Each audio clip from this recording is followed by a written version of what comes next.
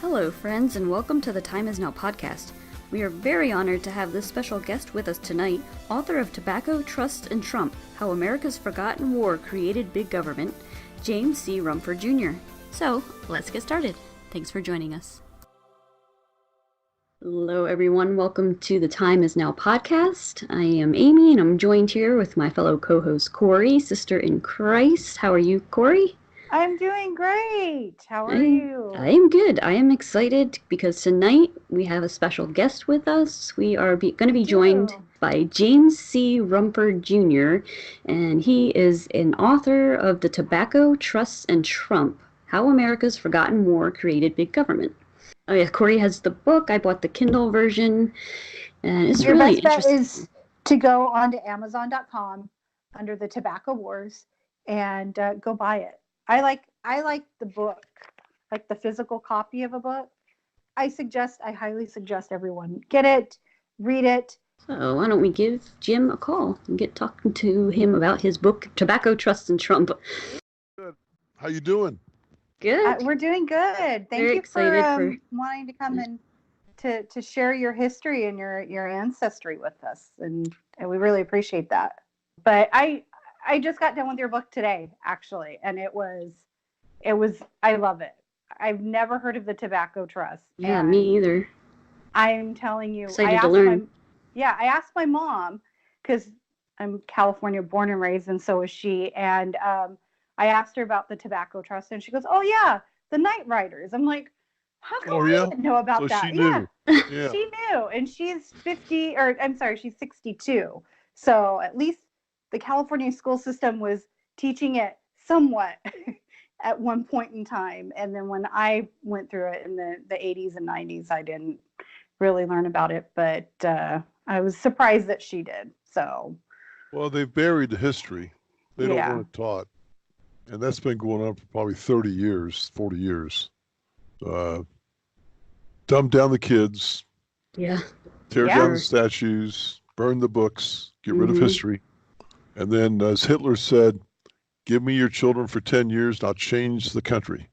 And that's what's happening kind of today. And it's kind of scary and sad and exciting, because I see a lot of the the people out after the millennials, they're seeing right through all of this. Like Trump, like what Trump is to them is what Reagan was to me and Amy. Mm-hmm. And I just remember, like, that was the first president I remember, and I remember being secure and feeling happy, and just not everything was great, but it was good. And we were prospering as a people, and we really, like, I was taught to think outside the box and don't definitely question things, because that's what you do. You don't want to take one narrative. You want to see the bigger picture. In order to do that, you have to ask a lot of questions and be able to make up your own mind. So and I think a lot of kids are seeing that growing up now and going, especially the ones that aren't brainwashed by the mainstream media, haven't had to grow up through that.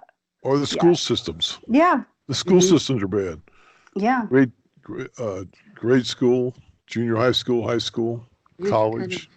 Brainwashing facilities, indoctrination. Right. Going on and there. They're teaching to the test and not teaching people to think and really govern themselves. Common Core. And the Common Core is horrible. Well, I think that the student loans should be paid off. Oh, I absolutely agree. I don't know.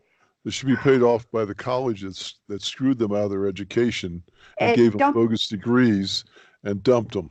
And then they put them in debt. Aren't there a lot of the colleges have trusts to help they all fund have trusts, yeah. So they should dissolve those, and that should pay all the college debt. And then the ones that paid cash for their schooling, they should refund their money for giving them a bogus degree. Oh, I agree. And that's probably 30 or 40% of the kids that got screwed out of their education. Yeah, and then they can't get a job. Like, can't get a job in a lot of these studies. It's not feasible. Worthless degrees. Yeah. So. All right. So should we start into it? Let's do it. Because I think this is going to be good. I want to learn about all of it because it's and it really does relate to today and what's going on, and I just can't wait to go from the beginning of that to now and see how we can navigate and be better as humans and as a country. Well, what's happened now is just a repeat of what happened back then. Yeah. So the end of the Civil War came, and a fellow by the name of George Washington Duke, who was a Confederate Navy guy, walked home 130 miles from the prisoner of war camp to North Carolina. And for some reason, he walked home and he had 5 of his barns was full of tobacco, where the Yankees did not burn down the tobacco barns for whatever reason.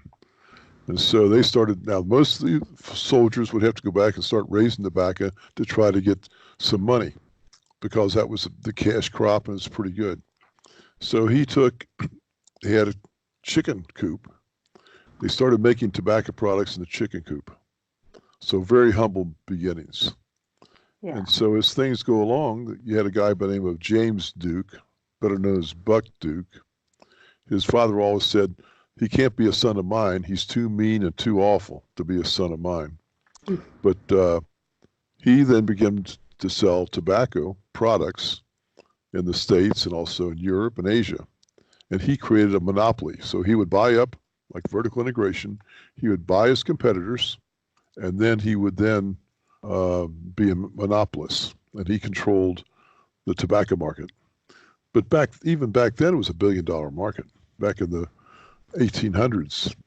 So now the tobacco farmers were making pretty good money, 5 cents, 10 cents, 20 cents a pound for tobacco. And you had probably many tobacco buyers because there was many tobacco manufacturers out there of tobacco products. And so as things go by, he buys things up and he develops the American Tobacco Trust in 1890. So now he is a monopolist and ognopolist. So he's the only buyer in town. And so as 1890 to 2000 comes along, fewer and fewer guys are buying tobacco, and he's the only guy in town to buy tobacco. So he takes the price down in 1902 to about a penny to 2 cents a pound. Farmers were starving. They couldn't make any money. It was a terrible thing. So they became a night rider event. The night riders came from the sheriff's office, the deputies, the police department, the judges, the merchants, the farmers. They created 10,000 night riders that rode through Kentucky, Tennessee, the Carolinas, Virginia. And their job was to reduce the supply of tobacco to try to raise the price. Didn't work. So they would take a tobacco buyer was a guy that had barns that could buy tobacco from the farmer, house it in his barns for it to come into cure. Then he hired the farmers back to process the product for market. And so if you were a tobacco buyer buying tobacco, you would be selling that product to the trust, back to James Duke or Buck Duke. So the ideal that the tobacco night riders was to find those guys, get them out of the house in the middle of the night. So you have 10 or 20 night riders pull up in front of a house or farm. They pull them out, horsewhip them badly, and then burn down the tobacco barns. Right. Or another guy was housed his tobacco in a big warehouse in Brooksville, Kentucky. His name was George Statton.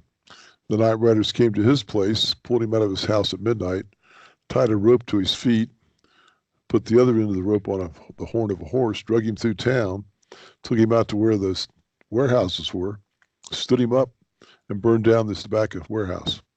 And this goes on throughout all those states I just mentioned. Wow. So then you had Teddy Roosevelt comes along, and he is known as the Trust Buster. And so the night riders were creating a lot of havoc throughout the land, and they brought attention to the trust. So you had the banking trust, steel mill trust, the oil trust, all the trusts. There was 400 trusts at the time, and the trust was designed to keep monopolies in place through vertical integration and to keep the working men very, very hungry. So now you had the steel mill trust, the railroad trust, the mining trust. If those guys wouldn't go to work and would go on strike, you had your friendly fellows called the Pinkerton fellows would come in with the federal agents, and they would shoot those guys. And they'd shoot 200 or 300 at a time to get them to go back to work. So as things progress, John D. Rockefeller goes before the Supreme Court because of Teddy Roosevelt, and they bust up his company. Now he had complete control of the oil business, and then he was told or made to sell off his company. They split it up to about 6 or 8 different companies, and that's where you get Standard Ohio, Mobil, Exxon, Texaco. That's where they came from, was from the oil trust. Now, Buck Duke comes along the same day, and the Supreme Court busts up his thing. He had to sell that off, and so there was six or 8 companies that he sold off that to break up that trust, and so that's how the trust happened.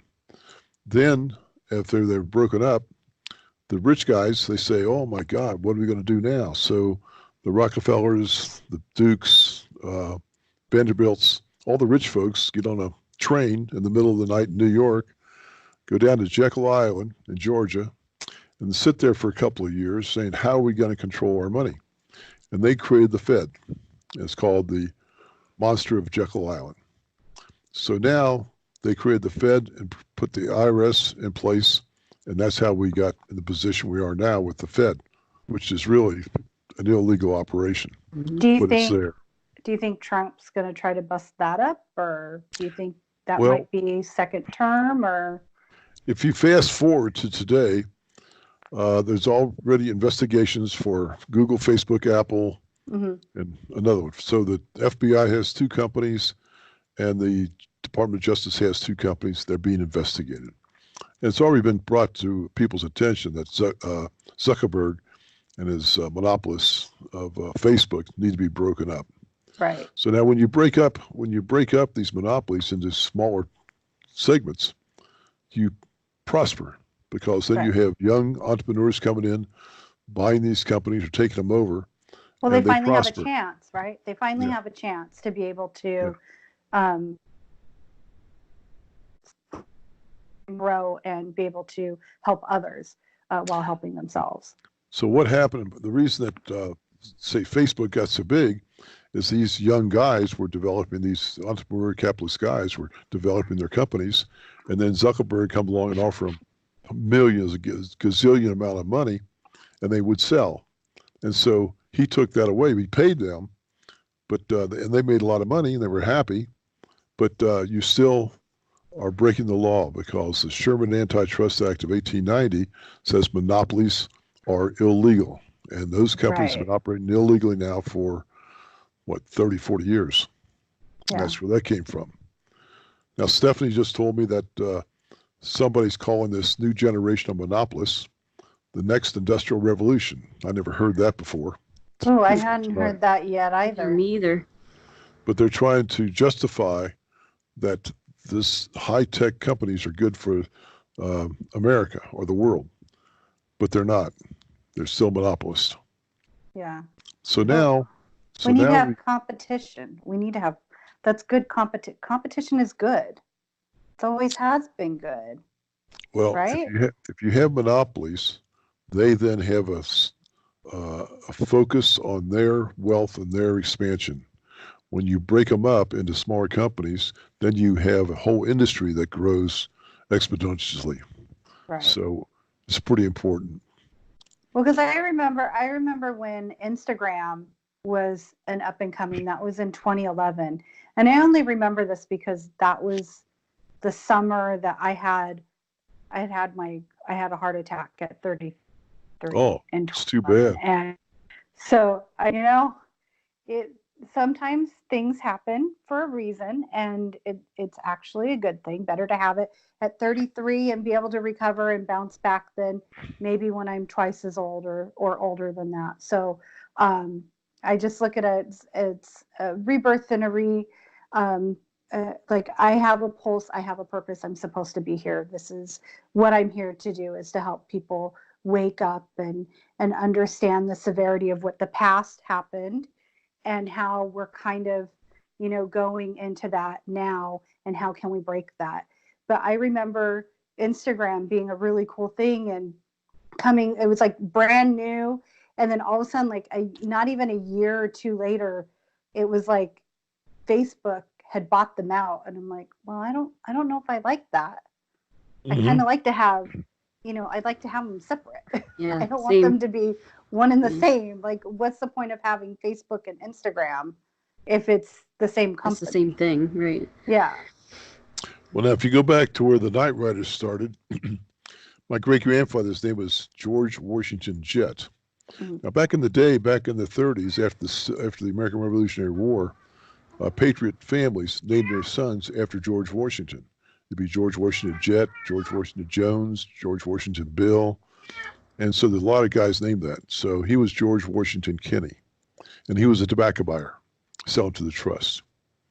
So then my other great-grandfather, George Washington Jett, he was a night rider.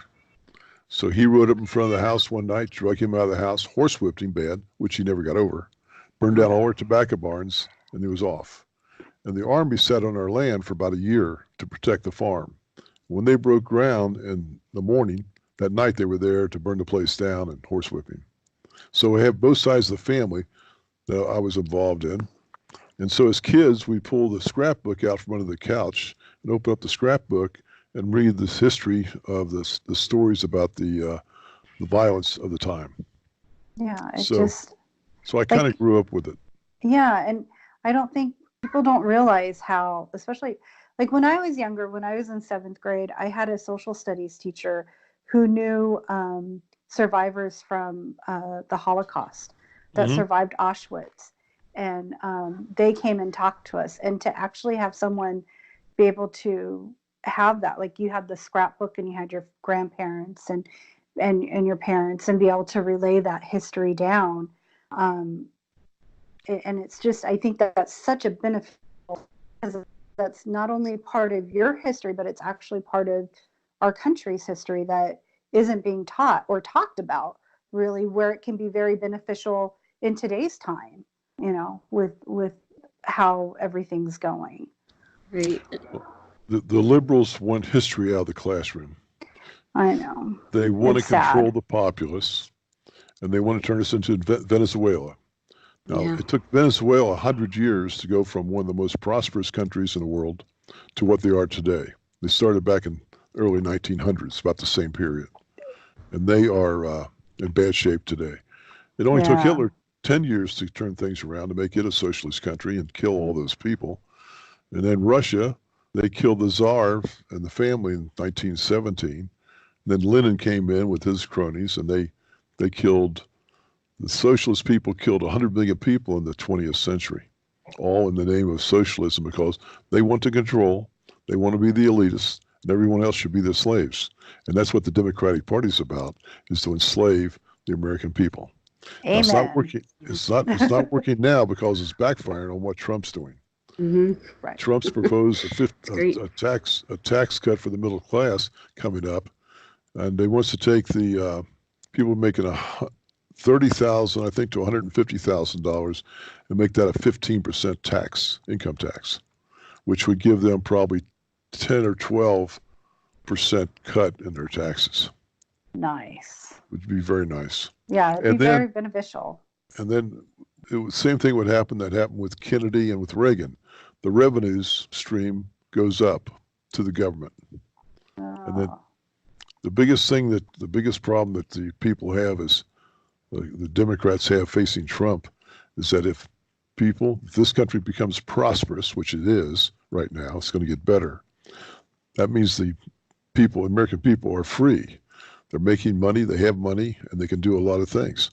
Where the Democrats, they want people to be dependent on the government. And that's what's been going on for the past 30, 40 years.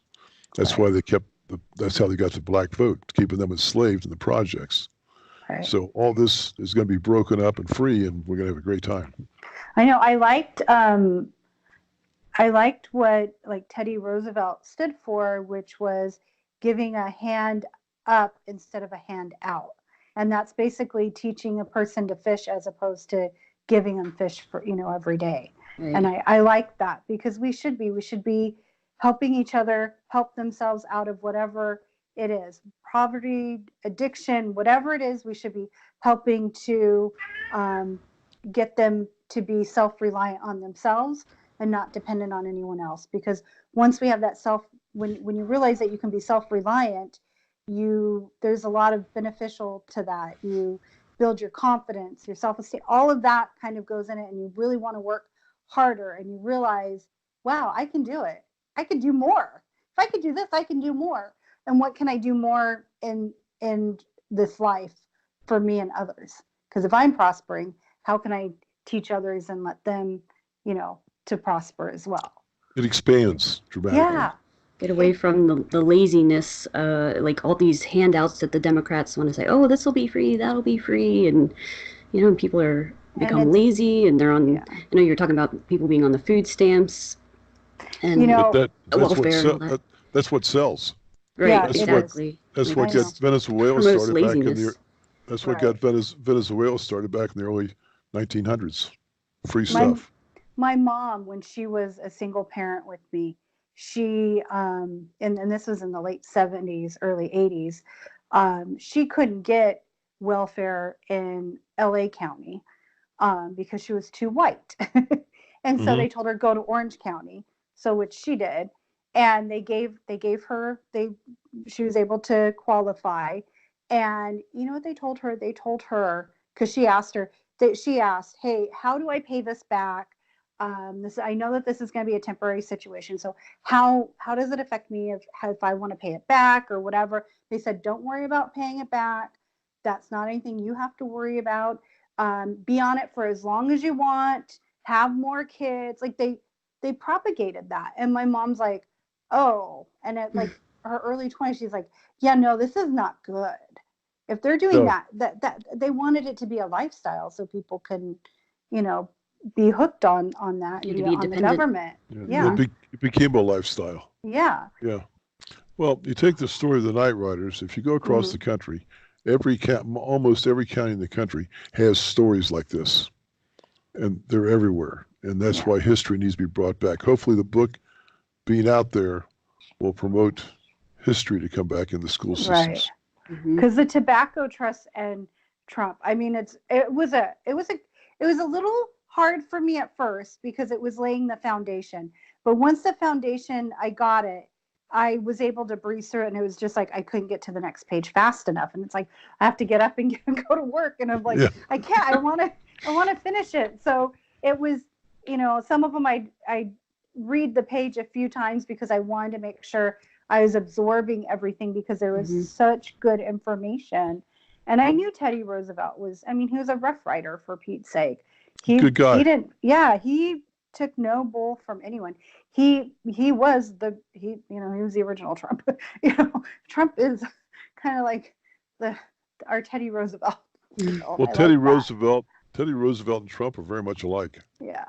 Very much alike. Yeah. They love the country. Yeah. They want to keep it free. And liberal Democrats want to enslave us. Right. They're elitists, and they have no allegiance to this country. No. They don't at all. And it's very apparent. Harken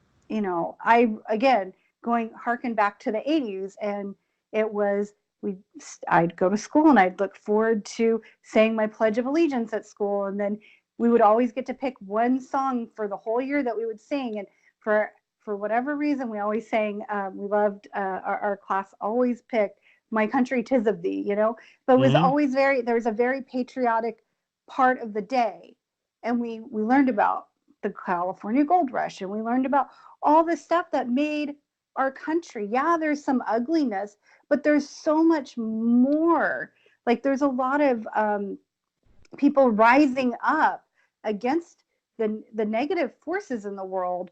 And this country is so like everybody being able to come here and prosper and just lift up and work together to solve problems Yeah. and come to a solution. And I wish more people felt that, like a lot of young people. It makes me sad that this stuff isn't taught in school. When I learned in 8th grade about the Civil War, I was so enamored with how could our country be at war with each other, and just, it just really, something struck a chord with me on that. And it just, history is always, I love history, and Yeah. it just, because you learn so much from, and what's great about where we're at is that we do have hindsight is 2020 at this point. We can kind of look at it a little bit more objectively than right then and there in the like at the passion and everything. And it's sad to see we're seeing the Civil War in a way come back, because then you had, brothers fighting against each other, family members fighting against each other for the Right. North and the South, and tearing apart. And now we have that with the brainwashed liberals, elitists that just can't see anything good. That even if our president cured cancer, they couldn't find anything good in They'd it. spin it some way in the Right. negative. And Yeah. and so it's tearing families apart now. Like, you can't even usher his name, like say his name, without people going on a rampage. And it's like, Yeah, it's crazy. It really it's is. like, what's wrong? Like, Mhm. so I can kind of see what kind of, that dynamic was back then. I saw something where they said if he would cure cancer, then people would say, "Don't take my cancer away. I want my cancer. I want my cancer. Right. Don't take my cancer Right. away." Yeah, Mhm. that's how he would be approached. And Yep. it's It's insane. sad, Yeah, because it Yeah. is. he is doing, he was brought by God. I know Oh, he was divine an answer to intervention. person. Yes. Yeah. Yes. Because that my birthday's November 8th. And Mhm. so, boy, I pray, because I'll tell you what, California is a mess when it comes Oh, to the yeah. voting. I knew on my birthday that year, because I wanted to vote in person. I took my birthday off. I was going to go and vote for the president, for Trump, and I was going to I wanted to go in person and do it with a ballot. And just, to me, that was more meaningful than just mailing it in. And I Mhm. wanted to make sure that they got my vote, because I just had this feeling that they weren't going to get my vote. And sure enough, I get there and they say, "You're not on the rolls." But yet, me and my husband both signed up at the same time because we had moved, and he got his mail-in ballot, and I didn't get anything about polling place or anything. And it didn't dawn on me that I wouldn't be on the rolls. I just thought, well, maybe it got lost in the mail or whatever. So it just really, I found the note, that the email that I was going to write, and I wrote it all out because I was so angry. And I'm like, okay, I got to clean it up. But I never went and cleaned it up. But I just found it a few days ago, and I'm like, yep, that made me so sad and Did you vote? mad. I ended up not voting that day because I was That's- so Yeah. turned off and mad. But I was like, I pray, because really in California, it wouldn't have mattered, because it would have gone Democratic anyways. But I prayed that he would win. And I was at my cousin's house, and I was like, I don't know, but he started winning. Like, the momentum started building up with every state that he won. And I'm like, oh my gosh, this is divine. Like, I knew then that was divine intervention, and he was going to win it. And I was in tears. I was in tears because I didn't want somebody who, like, I know a lot of people probably feel this way. I didn't want somebody who does evil be in that White House any longer. We didn't need evil. We needed someone who was going to stand up and not take any bull. And that was Hillary. Yep. Yeah. Evil. Evil. Like they say, they never thought she would lose.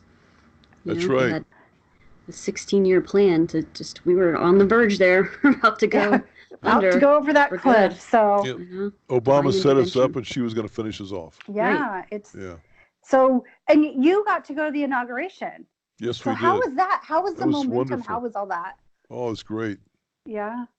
Now they showed some pictures of a sparsely crowd between the Capitol and the Washington Monument. Yeah, was that at like 3 o'clock in the morning or what?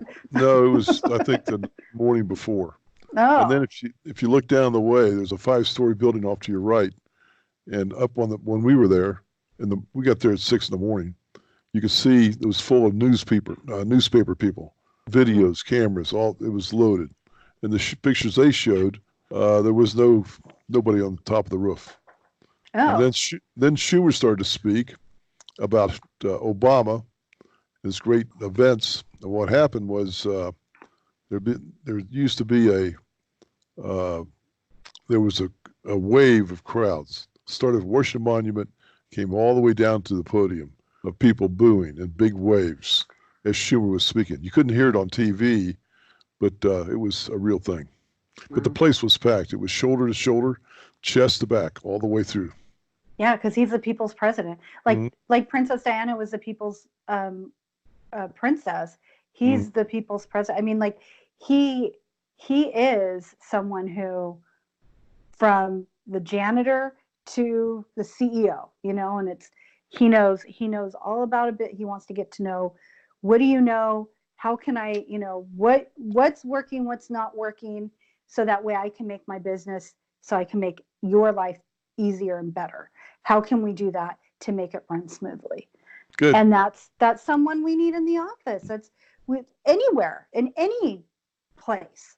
We need Well, that he's mindset. gonna get reelected. Oh, Landslide. There's people that don't realize it, but they're going to be voting for him.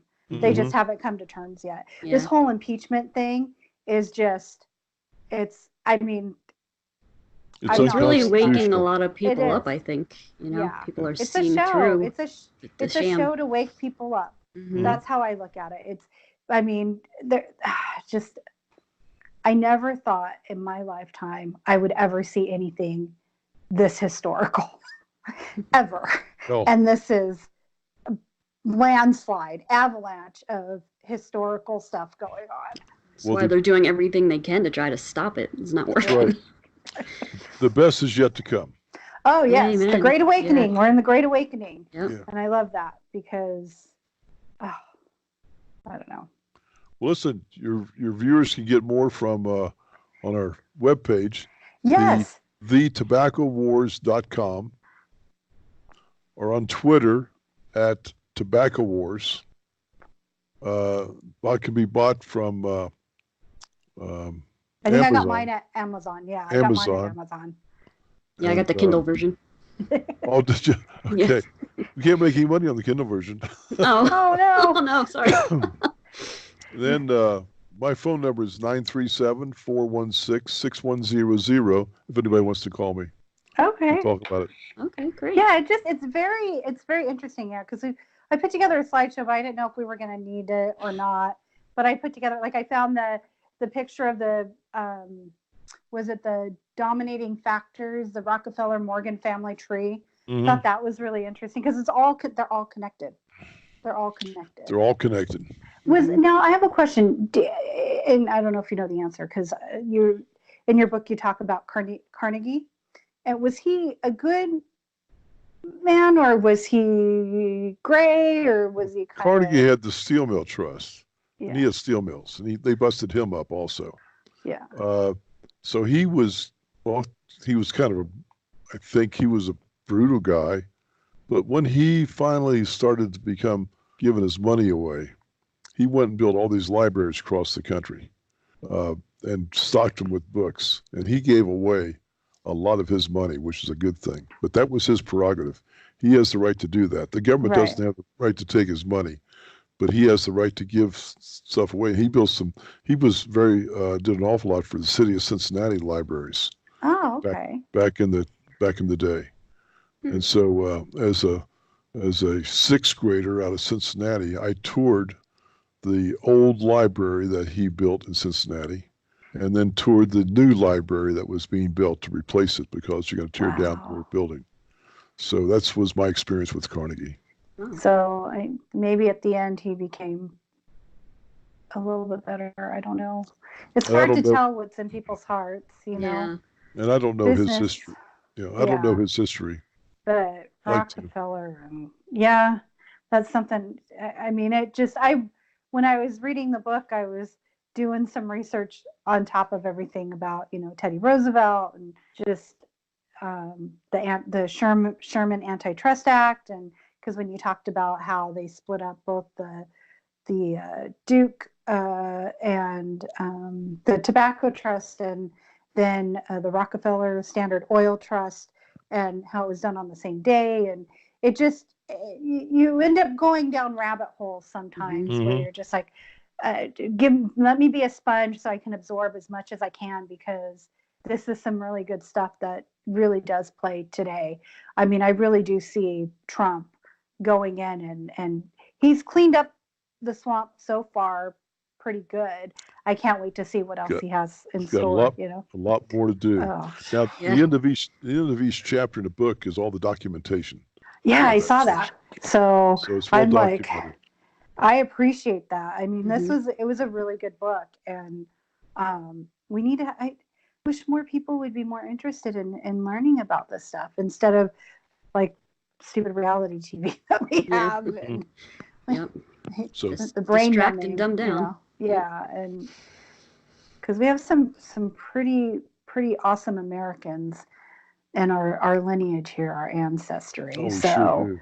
Yeah. And it's like these people themselves, just the stories. I wish they could come to life and tell us their stories, And some of them we have, books and stuff that they've written themselves, and but it's interesting. And when I was doing some research too, I noticed when I put in Knight Riders, it didn't even dawn on me, like the Knight Rider from the 80s, the 80s the show. TV show. Yeah, and then there was a movie. And it's like, do they do that because it's like a free name, or are they doing it to cover up, and like when you search for it, it's going to be in the down below in the search, whereas these are going to pop up faster, and you're not going to go any further to look for that history, Well, there's a lot of different Knight Riders out there. Some were pretty bad, but these guys were also bad, but they were fighting for a cause.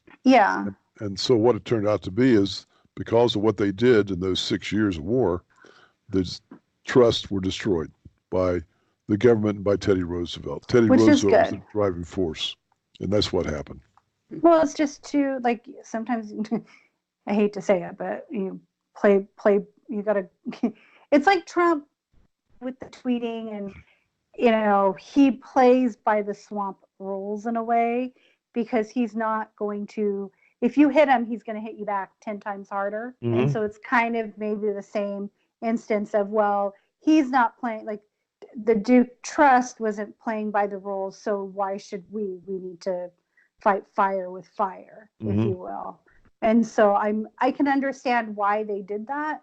And it was interesting too to me that they went to the KKK to get be trained. To be trained. It wasn't their fight. They just wanted to be trained as guerrilla fighters. You're like, hey, I see this is working for you. Can you show us how you're doing it? So I thought, I'm like, wow, okay, well, there you go. So, but it was a really good book. I suggest anyone to read it, because you're going to learn a lot. And then there's, like you said, Jim, there's a whole bunch of references in there for more reading to do. And it just, it'll be interesting to see what the next 4 years have, and even what the next few months will hold with what's going on with our history right now. The next 5 years will be very exciting. Oh, yeah. They're exciting already. Yeah. So, but yeah, I think Trump is definitely teaching us that it's, especially as conservatives, or those that are more on our like hand up thought process instead of a hand down or hand out. Hand out. Hand out. So hand up instead of a hand out. That it's okay if someone comes at you, you don't have to be nice all the time. If they're coming at you hard and you've been nice a few times before, it's okay to fight back. And I think we kind of lost that, because I think even like with the bullying stuff, they talk about how you have to, like, my mom, to her credit, was always, if someone hits you or starts something with you, stand up for yourself. That's right. If you do not throw the first punch, but if they throw the first punch, you better end it. Right. You can't start it, but you can end it. And I'm not that type of person where I like to.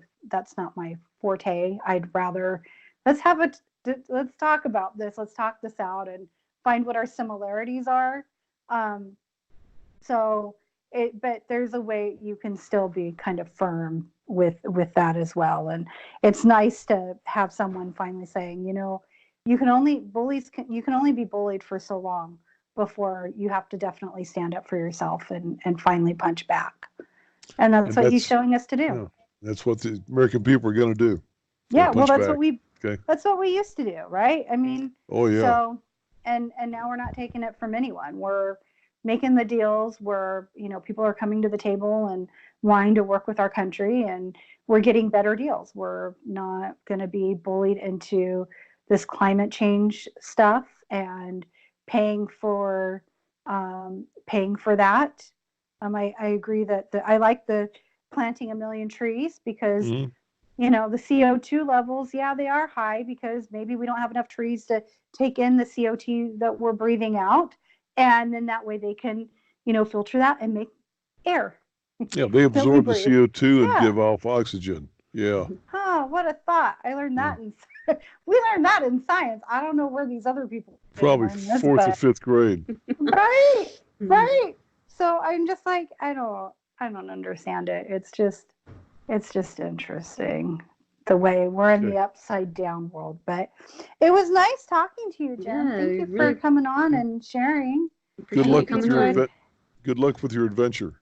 Oh, thank you. Thank you. Nice talking to you. Yeah, all nice. Right. Have a good one. Have a good night. Thank you so much. Bye. Thank you for listening to our interview with Jim Rumford, the author of Tobacco, Trust, and Trump. And I hope you enjoyed that. And if you want to follow him on social media, he has a Twitter account at Tobacco Wars. He's on Facebook under the Tobacco Wars, and then you can also check out his website. Again, it is thetobaccowars.com. Definitely go and do that. Ask questions, learn more. We need to learn more about our history by the people that are still here that can tell it to us, that lived it or lived by proxy to it. Like adjacent, that's the word I'm looking for. Adjacent, because that's part of their history. Right. So as you heard, he talked about the scrapbooks that they would bring out and then read all the newspapers and see how, their history is. And so it's very important that we keep with that. Right. Because like he said, and like we know already, they're just trying to bury history. So it's important to keep it alive. Don't be ignorant. Don't be a sheeple. Open your eyes, and there are all the people. No, sorry. Couldn't help myself. But no, I mean, really get in there and learn your history. Get it from, ask people that have been around. Ask, well, what did you learn in school? What were you taught? Because everybody's taught a little bit different things, or things that are different things stick for them. Go to the library, because there's a lot of books that were made prior to today's date, and even in the 50s. Look for older printed stuff on the history of the Civil War, the Tobacco Wars. Yeah, before you can't, because eventually it's like the obsolete man, where he was a librarian, and there's no more libraries and there's no more books, and it was shame on him for owning books. So if you don't know what that is, the obsolete man, that is a Twilight Zone episode. One of my favorites. And I very much, very good one. It's a really good one. So we appreciate everyone. Make sure you like, subscribe, do everything you need to do. And we appreciate everything that you guys do. We are here to continue to find the truth and spread everything around, the love, light, and positivity around like confetti. We'll see you next time, guys. Bye. Thank you, everyone, for listening today. Feel free to leave a comment below with any thoughts or questions you have. Also, be sure to like, share, and subscribe to our channel and hit the bell for notifications so you don't miss when we release a new podcast here on The Time Is Now. Also, you can check this podcast out on Podbean for an audio-only version, and we are on Twitter as well at TTIN_podcast. Until next time, take care and God bless.